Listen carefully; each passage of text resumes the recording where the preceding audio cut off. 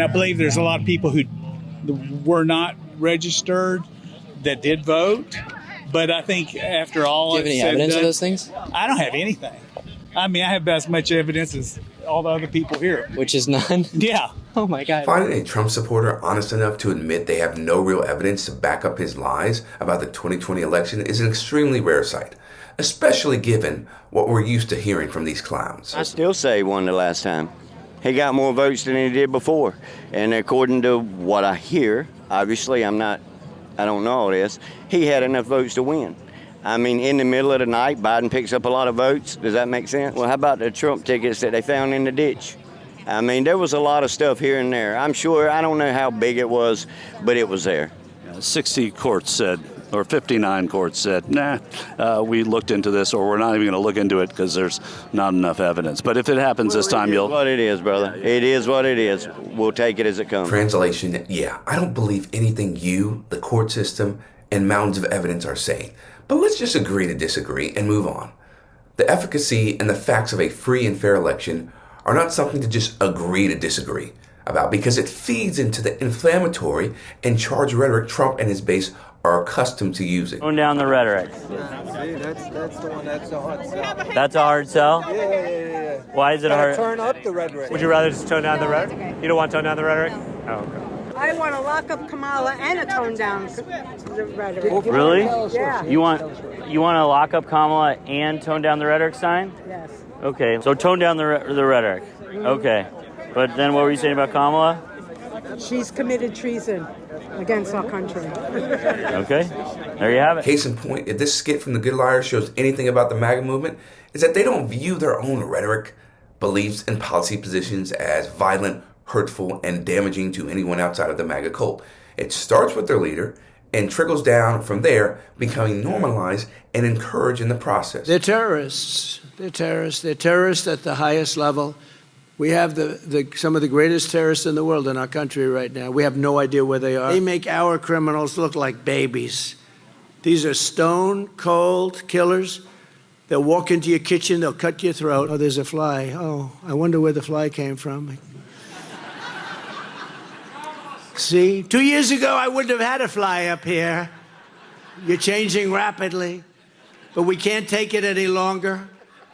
We can't take it any longer. For 4 straight years, she's imported an army of illegal alien gang members and migrant criminals from the dungeons all over the world. So I will rescue Arizona and every town across America that has been invaded and conquered. They've been conquered. They're conquering the towns. You have no choice. You're going to lose your culture. You're going to lose your country. Let's be clear. Trump and the Republican Party's wholesale dehumanization of immigrants is a deliberate, calculated decision intended to convince the base to perceive anyone suspected of being an immigrant or migrant as a second-class citizen who is part of a hostile, organized effort to destroy white, Christian, American culture, and therefore doesn't deserve basic human rights and dignity. Using this type of rhetoric, people, establishes immigrants, and by extension anyone who views them as human beings, as scapegoats for all of the country's problems, and in turn justifies and legitimizes their demonization in the eyes of anyone who believes these violent lies. When everybody says Trump lies, they never give an example of a lie.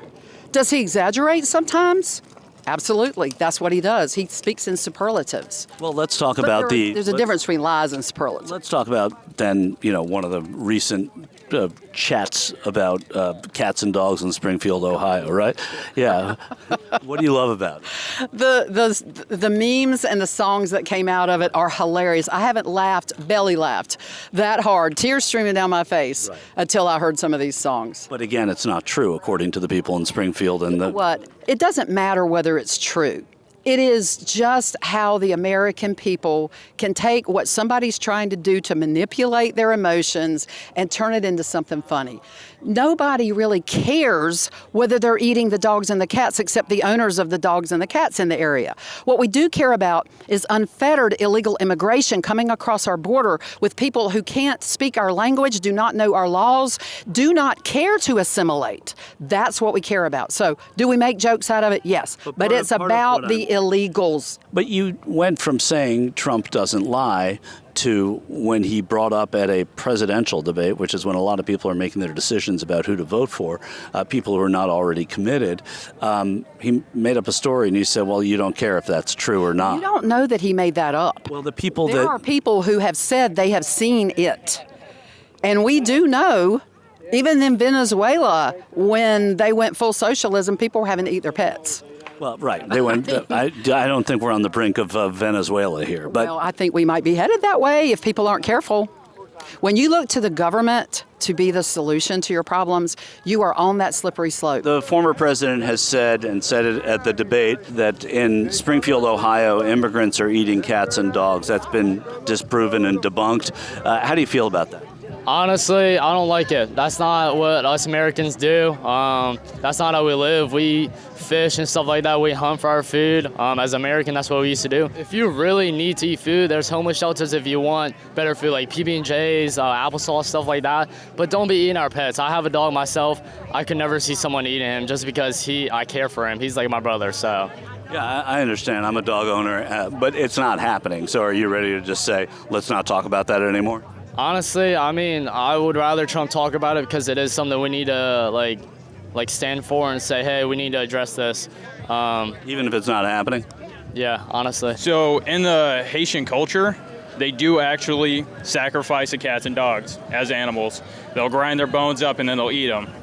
So but that's not happening in Springfield, right? I mean, you never know. You never know. Well, I mean, the chief of police there, and we respect our law enforcement, the city manager, and the people have now marched saying this isn't happening here. And they're so at this point, should we stop talking about it? I mean, I'm asking you, should we stop talking about something that's been proven to not be? It's 100% proven. I'm not from there, so I can't speak on their behalf. It's very evident to me, listening to these Trump supporters, the moment you see the brain cells evaporating from their system. Because first the lady says, well, they're not lies that Trump makes up, that he puts out there. He just exaggerates the truth. Then she's confronted with the fact that actually, no, he did lie about these Haitians in Springfield eating pets or cats and dogs. He's like, well, I don't care if it's true or not. That doesn't matter to me.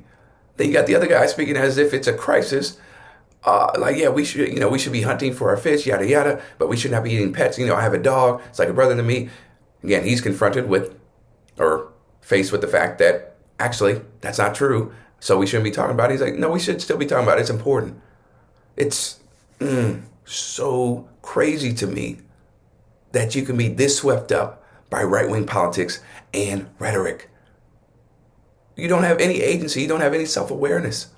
And for me, I think conservative voters are always looking for somebody or something to blame for their misery instead of the root cause of capitalism.